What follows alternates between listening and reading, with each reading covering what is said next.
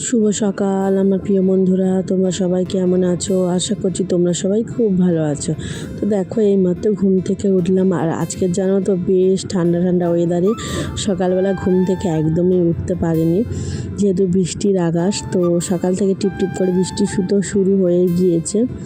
তো আজকে তেমন একটা বাসন পড়েনি, যেহেতু কাল রাতে তেমন একটা খাবার খাওয়া হয়নি কেউ। খুব জোরে ঝড় উঠেছিল প্রচণ্ড বৃষ্টির জন্য। বড় মশাই ফুচকা বিক্রি করতে গিয়েছিল, বাড়ি তাড়াতাড়ি ফিরে এসে মুড়ি খেয়ে নিয়েছিল। মুড়ি না, আমার ভুল হচ্ছে, মেয়েকে খাইয়েছিলাম মুড়ি। আর বড় মশাই খেয়েছিল, রুটি ছিল, সেগুলো ও খেয়ে নিয়েছে। তো তেমন একটা বাসন নেই। আর সকালবেলা হাঁটাটাও বন্ধ হয়ে গেল, যেহেতু ঠান্ডা ওয়েদারে একটু ঘুমিয়ে পড়েছিলাম, আর ঘুম থেকে উঠতে দেরি হয়ে গিয়েছে, তো হাঁটতে যেতে পারিনি। তো সকালবেলা হাত মুখ ধুয়ে পরিষ্কার হয়ে 2-3টে বাসন ছিল, সেগুলো আমি মেজে নিলাম।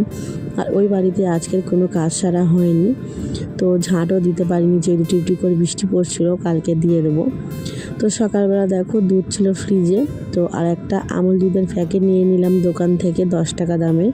তো আজকে ভাবলাম একটু কফি বানাই। তো দেখো, এই ছোটো বাটিটার মধ্যে করে বসিয়েছি, কারণ এটা ছোটো বাটি, তাড়াতাড়ি হয়ে যাবে। আর গ্যাস জানো তো একদমই নেই, গ্যাস কোথাও পাওয়া যাচ্ছে না। আমাদের এদিকে সমস্ত গ্যাসের দোকান না বন্ধ হয়ে গিয়েছে। আর গ্যাস, আমার এই যেই ছোটো গ্যাসে রান্না করি, এই গ্যাসটা কিন্তু বুক করা তো যায় না, আমি দোকান থেকে ভরে নিয়ে আসছি। তো কি করে যে কি হবে কিছুই কিন্তু মাথার মধ্যে ঘুরছে সারাদিন, যে কিভাবে রান্নাটা করব। আর দেখো, আমার তো ভীষণ সমস্যা হয়ে যাবে। তো আমার এই কাছাকাছির মধ্যে কোনো উনান নেই, আর উনান আছে সেই আমার ওই বাড়িতে, শাশুড়ি মার ওখানে। তো ওখানে রান্না করব, কাঠকুটো খুবই অভাব, কাঠও নেই। তো ভীষণ সমস্যা জানো তো। তো কাঠও কিনতে হবে, আর তাছাড়া বৃষ্টির সময় কোথায় রান্না করব। আর আমাদের এই পুকুরের পাড়ে থেকে যে রাস্তাটা, ওখানে প্রচণ্ড কাদা হয়, সমস্ত জিনিস কিন্তু বয়ে নিয়ে গিয়ে রান্না করতে হবে। এভাবে রান্না করা সম্ভব না। আমি স্কুলে যাই, রান্না হয়ে যাওয়ার পরে খাওয়া দাওয়া করেই যাই, আবার এসে খাই। তো এগুলো কিভাবে করব আমার মাথায় কিন্তু ঘুরছে। তো আজকে দেখো, গ্যাসের অভাবের জন্য রান্না করিনি। ফ্রিজের ভেতর ভাত রেখেছিলাম, বেশ একজনের মতনই ভাত হবে। তো পান্তা, বরমশাইকে বললাম আজকে রান্না করব না, পান্তা ভাত খাবে? বললো হ্যাঁ ঠিক আছে। দেখতে তো পাচ্ছে এদিকে আমার ভীষণ অসুবিধার জন্য। আর দেখো, বেগুনটা এর আগে একদিন বেগুনি করেছিলাম, তো সেই বেগুনটা দেখো শুকনো হয়ে গিয়েছে, কিন্তু বেগুনটা ভালোই বেগুন। বরমশাই বললো তাহলে পান্তা ভাত খাবো, তো গোটা কত বেগুনি ভেজে দিতে পারবে, আর গ্যাস একদমই অল্প আছে। তো বললাম ঠিক আছে, তোমার মতো আমি ভেজে দিচ্ছি। তো দেখো, গোল গোল করে বেগুনগুলো আমি কেটে নিচ্ছি বসে বসে। তো আমাদের গ্রামে গঞ্জে কোনো অভাব হয় না, যেসব মানুষজন কাঠ কুড়াতে যায়। আমাদের এদিকে অনেক গাছপালা রয়েছে, সবাই তো আর কাঠ কুড়াতে যেতে পারে না, সবাই নিজের নিজের সংসারের কাজ থাকে, কেউ আবার অন্য জায়গায় কাজে যায়। তো তাদের ভীষণ কিন্তু সমস্যা হবে কাঠের জন্য। সবাই যদি কাঠে রান্না করে আমাদের গ্রামে, তাহলে আর কাঠেরও অভাব দেখা দেবে। কেরোসিন জানো তো, ওই 4 লিটার মতো কেরোসিন পাওয়া গিয়েছিল, কিনে এনেছিলাম। কিন্তু ভেবেছিলাম ওই যে জনতার স্টোভে রান্না করব, হায় রে ভগবান! তো জনতার স্টোভটা না মাদের ঘর ভেঙেছিল, আর বাইরে রেখেছিল, ওপর জল পড়ে স্টোভটা খারাপ হয়ে গিয়েছে, আর চারিদিকে ফুটে গিয়ে একদম ঝাঁঝরা হয়ে গিয়েছে। তো এই স্টোভটা সারানোও যাবে না, কি করব কিছুই মাথায় ঘুরছে। আর আমাদের একটা পাম্প দেওয়া স্টোভ ছিল, ওই যে পাম্প দিয়ে দিয়েছে স্টোভটা জ্বালাতে হয়। তো স্টোভে প্রচণ্ড তো তেল পড়ে, আর স্টোভটা অনেক দিন ধরে পড়ে আছে, ওটাও খারাপ হয়ে গিয়েছে। যেহেতু এখন তো এমন যুগ চলে আসছে, তো আগে এখনকার মানুষেরা তো গ্যাসে রান্না করতো, স্টোভের কোনো প্রয়োজন হয় না। আর এখন যুগটা চলে আসছে আগের যুগের মতন, হয়তো কেরোসিনেই আবার রান্না করতে হবে, স্টোভেই রেখে দিতে হবে। তো আর কি করাই যাবে, দেখা যাক। বরমশাই বলেছে যদি স্টোভ পাওয়া যায় তাহলে কিনে নিয়ে আসবে, যতদিন না আমার গ্যাসের সমস্যা মিটছে ততদিন স্টোভে রান্না করব। আমার তো অল্প পরিমাণে রান্না, স্টোভে রান্না করলেও কোনো ক্ষতি নেই। তো দেখো, এখানে আমি কড়াটা বসিয়ে দিয়েছি, তো কড়ার মধ্যে আমি তেল দিয়ে দিয়েছি। আমি তেল এখন আর কোনো খাবারের মধ্যে আমি ইউজ করি না, বেশি বেশি তেল, অল্প পরিমাণে তেল দিই আর ঝালটাও কম খাই। সত্যি আগে যদি জানতাম, যে আগে বুঝিনি যে এত তেল মশলা খেলে শরীরের প্রচণ্ড ক্ষতি, নানা রকম রোগ দেখা দেয়। সত্যি বুঝিনি। মা হয়তো বলতো, আর মা যখন আমাকে বলতো তেল মশলা জাতীয় খাবার খেতে মানা করতো, তখন হয়তো আমার মার ওপর রাগ হতো যে মাও বলছে যে তেল মশলার খাবার খাবো। তো সত্যি যদি মার কথাটা আগে বুঝতাম, সত্যি তখন আমি বুঝিনি যে এরকম পরিস্থিতি আসবে, পরে শরীরের ক্ষতি হয়ে যাবে। একদম কোনো কথায় কান দিইনি। এখন আমি বুঝতে পারছি, যদি নিজের শরীরকে যত্ন করতাম তাহলে এতটা কষ্ট ভোগ করতে হতো না, নানা রকম অসুখ দেখা দিত না। খুবই সমস্যার মধ্যে ভুগছি, বারবার ডাক্তার দেখাতে যেতে হচ্ছে। গরিবের সংসারে ঠিক মতো সংসারই চলে না, তো আবার বড় বড় ডাক্তার দেখাতে গেলে অনেক বড় বড় পয়সা চায়। তো আমাদের ঘরে অত টাকা দিয়ে ডাক্তার দেখাতে আমরা পারি না। সত্যি এই নিয়ে আমার দুবার শরীর অসুস্থ হওয়ায় আমি ডাক্তার দেখিয়েছি, তা বুঝতেই পারছি আরও কোনো রিপোর্টগুলো আমি কিন্তু টাকার অভাবে করতেই পারিনি। তো আমাদের গরিবের সংসারে 2,000-2,500 টাকা অনেক টাকা। এই 2,000-2,500 টাকার মধ্যে অর্ধেক মাস কিন্তু সংসার চলে আমাদের মতো মানুষদের। তো কিভাবে বড় বড় রোগ যদি শরীরে দেখা দেয়, আমাদের বিনা চিকিৎসায় কিন্তু আমাদের ভুগতে হবে। তো কিছু করার নেই, এটাই নিয়তি। আমাদের যতটুকু আয় করে ততটুকু আয়ের মধ্যেই আমাদের সংসার চলে। এর থেকে বেশি টাকা কোথায় পাবে?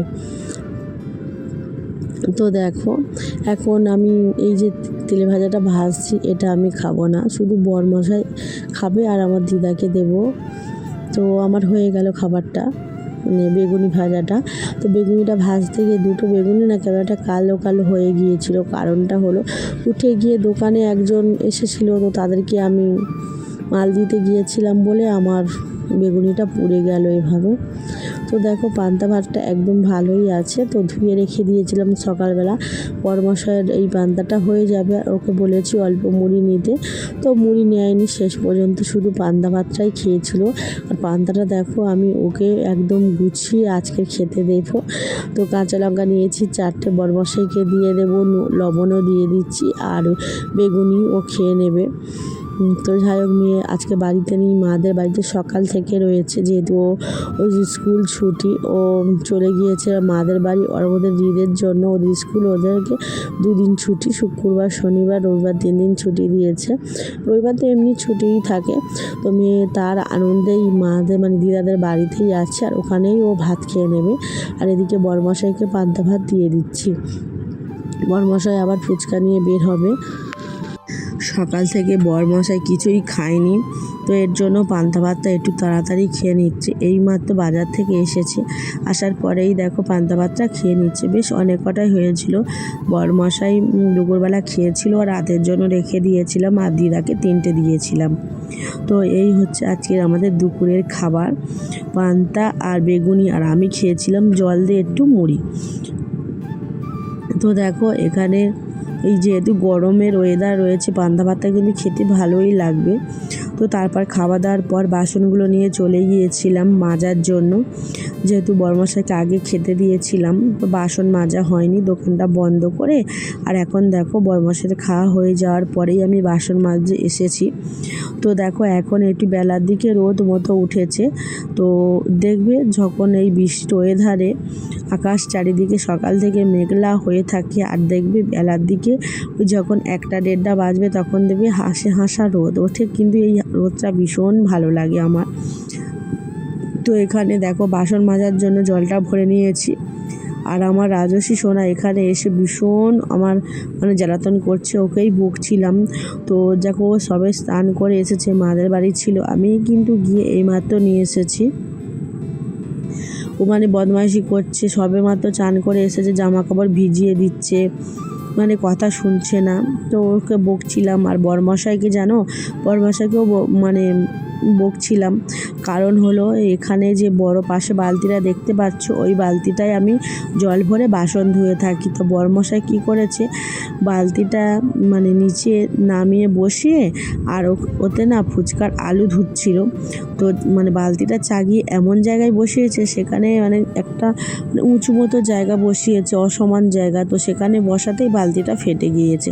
তো তার জন্য আমি রেগে গিয়ে একটু মানে বড়মশাইকে বকছিলাম যে তুমি কেন ওই পাতলা মতো বালতিটাই নিয়ে আলু ধুতে গেলে, আরও তো আমাদের অনেক বালতি আছে, তুমি সেই বালতি দিয়ে তুমি মানে ধোওনি কেন?